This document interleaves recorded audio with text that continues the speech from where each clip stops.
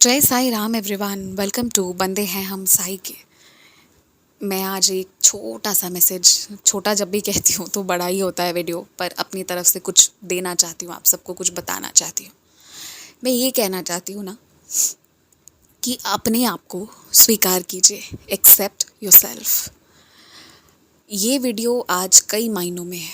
सबसे बड़ी बात यहाँ पर यह है कि अभी रिसेंटली मेरी एक बच्ची से बात हो रही थी और उसने बताया ना कि वो जो ड्रेसअप करती है ट्रेडिशनल वे में, तो लोग ना उसको बहुत नीचा समझते हैं, इन द सेंस कि ये मॉडर्न नहीं है, ऐसा कुछ भी।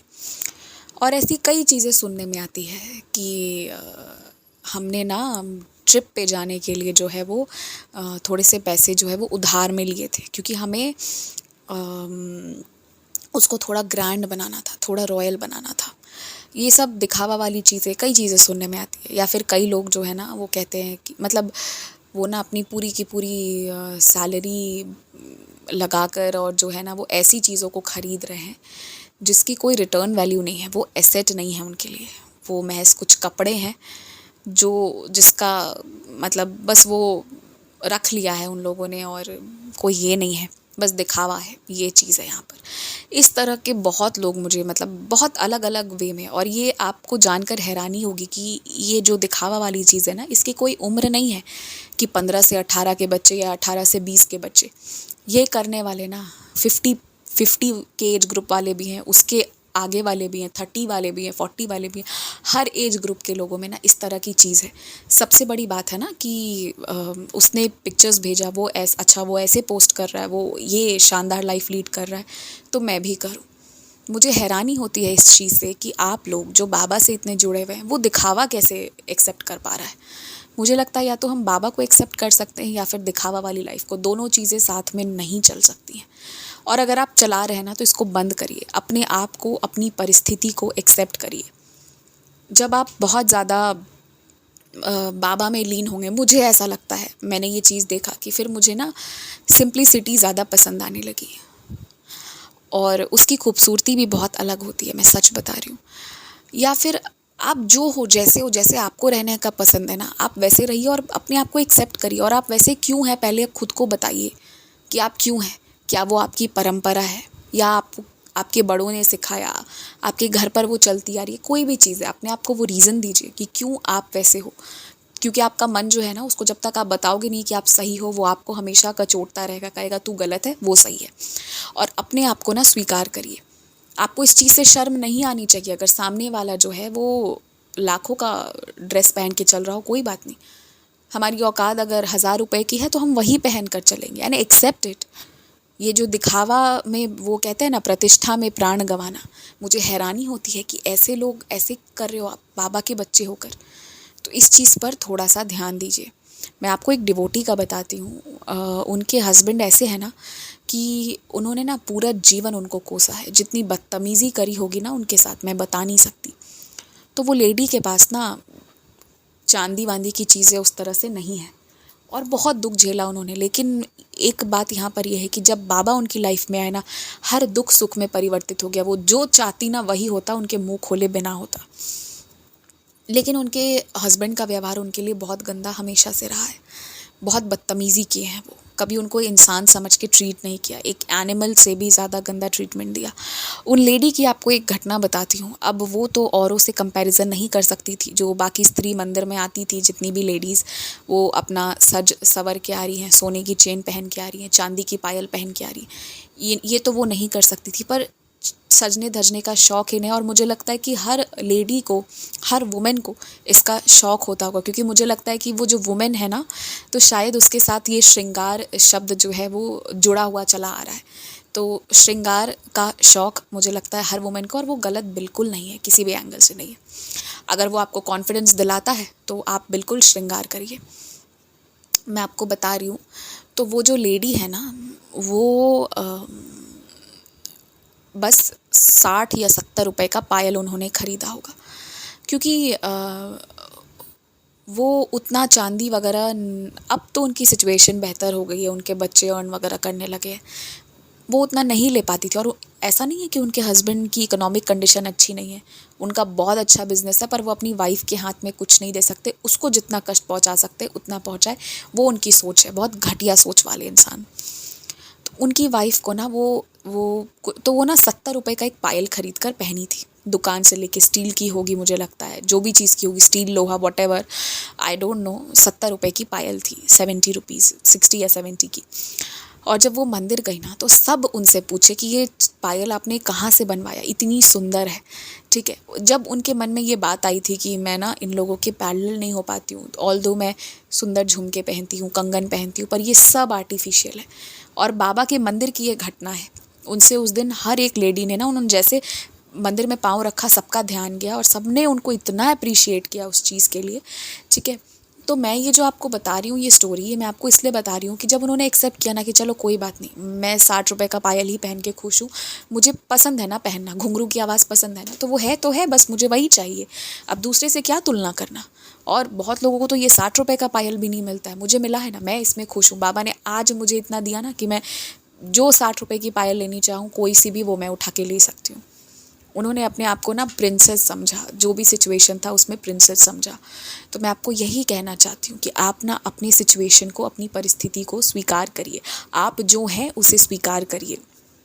बहुत सारे लोगों को आप देखना कि वो जब तक मेकअप वेयर नहीं करते हैं ना, वो कॉन्फिडेंट नहीं हो पाते हैं, ठीक है। मतलब वो जब तक लिपस्टिक नहीं लगाएंगे या आई मेकअप नहीं करेंगे, उनको लगता है ना कि कुछ अधूरा है, कॉन्फिडेंस नहीं है। मैंने पर्सनली देखा है कुछ लोगों को, और उन बेचारों को ना उनके घर पर या परिवार वाले ना बहुत डांटते हैं कि ये तो इतना मेकअप करती है, इसके बिना ये नहीं रह सकती है, इसके बिना तो इसका चलता नहीं है। तो मैं ये कहना चाहती हूँ ना कि भाई जो जैसे कॉन्फिडेंट फील कर रहा है उसको वैसे करने का हक है, और आई थिंक बाबा ने दे रखा है, तो फिर उसमें कोई दिक्कत नहीं होनी चाहिए।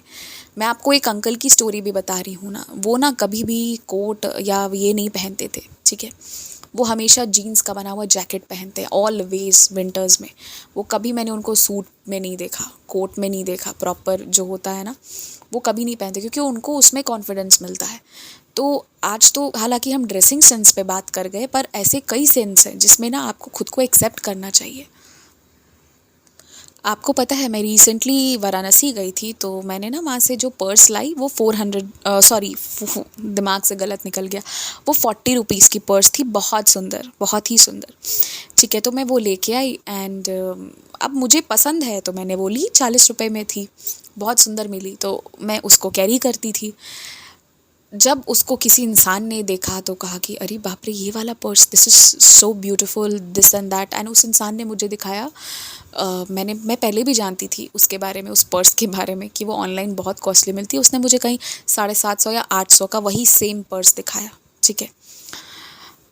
और वो बेवकूफ़ इंसान ने अपने लिए ऑर्डर भी कर रखा था, और वो जो इंसान है ना, वो प्राइस उसके लिए बहुत मैटर करता है। वो ऐसा इंसान है ना, वो ऐसी इंसान है जो ईयरिंग भी एक आर्टिफिशियल, जो हम 10, 20, 50 में नहीं लेते हैं, वो 1200-1300 वाले कंपनी का लेती है। पता नहीं, मुझे उस कंपनी का नाम भी नहीं पता है, और मैं पता भी नहीं करना चाहती। हमारी हार्ड अर्न मनी होती है भैया, हम वेस्ट नहीं कर सकते।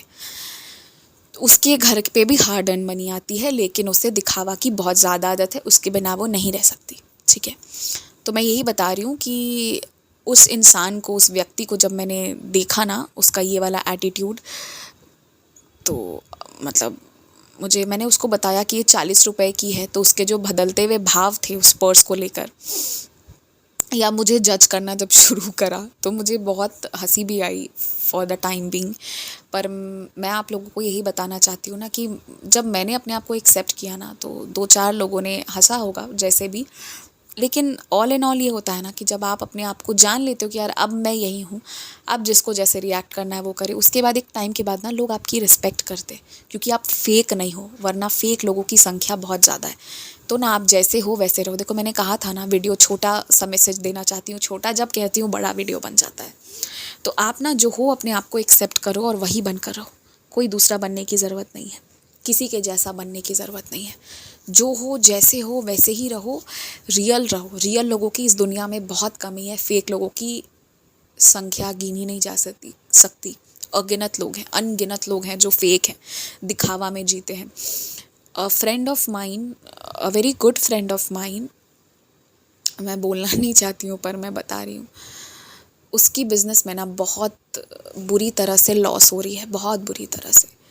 एंड वो इंसान आज भी अपने दिखावे में उसने जो कार रखी हुई है ना, तो वैसी कार मतलब कम होती हैं वो, ठीक है, पर वो कार रखने का क्या फ़ायदा जब वो स्ट्रेस में जी रहा है। तो वो बाकी दिखावा में कोई कमी नहीं, दिखावा में कमी नहीं और कुछ गंदगी में भी कोई कमी नहीं, ठीक है। But I am nobody to इतना भी मैं किसी को क्यों सजेस्ट करूँ भाई, तुम्हारी लाइफ है, तुम जानो। जब मुझे पता है कि तुम्हारा ये ओरिएंटेशन है, मुझे हम पूरी सोसाइटी का वो गंदा साफ तो नहीं कर सकते ना झाड़ू से, हम झाड़ू नहीं लगा सकते हर जगह। तो वही चीज़ है, पर मुझे यही रियलाइजेशन हुआ कि उस बंदे को ना इतना दिखाने का शौक़ है, इतना ज़्यादा, उस शो ऑफ में उसका बिज़नेस डूब रहा है। हर महीने 30 से 40 हज़ार लोन ले रहा है हर महीने। तो जो ये चीज़ कर रहा है तो आप समझ सकते हो कि दिखावा जो है, फेक लोगों की संख्या जो है कितनी ज़्यादा है। मुझे वो लोग बड़े प्यारे लगते हैं, वो लोग बहुत अच्छे लगते हैं ना, जो जैसे हैं वो वैसे ही रहते हैं। अब इसका मतलब ये नहीं है कि कुछ लोग सच में अफोर्ड कर सकते हैं तो वो दिखावा कर रहे हैं, नहीं, जो सच में जेन्युइनली जहाँ तक जो कर सकता है, रियल लोग, वो लोग मुझे अच्छे लगते हैं। और आई थिंक हम सबको वैसा ही बनना चाहिए। हम जो कर सकते हैं, जो नहीं कर सकते हैं, दोनों चीज़ को एक्सेप्ट करेंगे। बाकी बाबा जी की मेहरबानी रही तो वो सब कुछ देंगे। इसी के साथ जय Sai Ram, take care, stay blessed.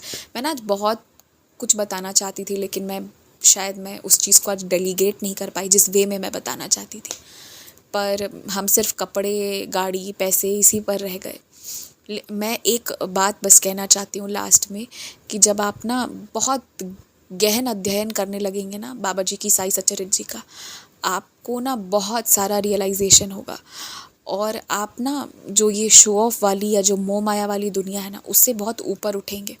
और आपको ना इतना आनंद आएगा ना उस चीज़ में, फिर आप उससे निकलना नहीं चाहेंगे। तो आप ना उसमें और ज़्यादा उसमें जाना चाहेंगे, और जितना आप उसके अंदर जाते जाएंगे ना, आपकी लाइफ उतनी पीसफुल होती जाएगी। मैं बताना यही चाह रही थी, पर मैं आज डॉट्स कनेक्ट नहीं कर पाई, सॉरी। जय साई राम।